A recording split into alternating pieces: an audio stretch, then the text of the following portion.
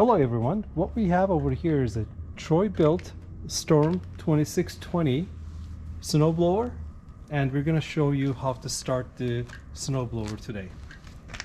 So there is an ignition switch located right here. What you have to do is press this ignition switch in, and then you have to press the primer. What I do is I press it about somewhere between 5 to 10 times. It works out just well for me.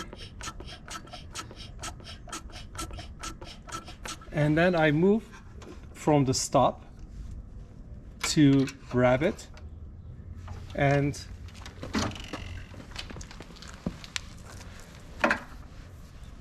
you plug in your extension cord, electric cord to it.